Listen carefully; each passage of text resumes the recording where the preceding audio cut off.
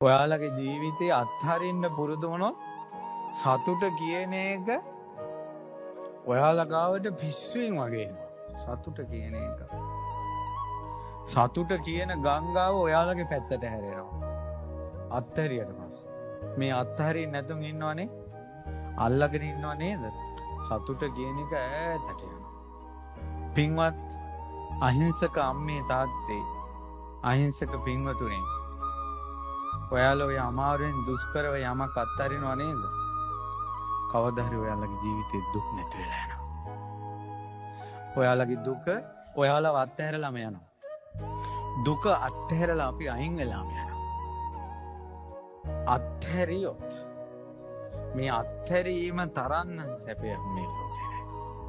තරුණ කොල්ලෝ කෙල්ලන්ට කියන්නේ ඔයාලාව කවුරු හරි ප්‍රතික්ෂේප කරලා ඔයාලට කැමති නැහැ කියලා ඔයාලා ආදරය කරන අය පස්සහැරිලා යද්දී යන්දරෙන්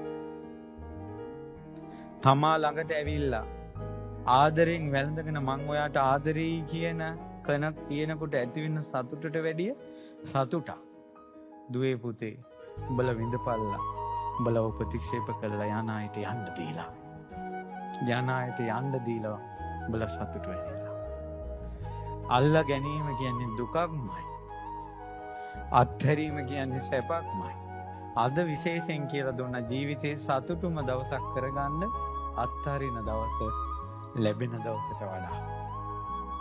ලැබෙනකොට එන සතුටයි අත්හරිනකොට එන සතුටයි ඒ සතුටු දෙක ගත්තොත් ලැබෙනකොට එන සතුට වැලි කැටයක් වගේ අත්හැරෙනකොට එන සතුට මහ මෙරක් කරගන්න කෙනාට නිවන ළඟයි.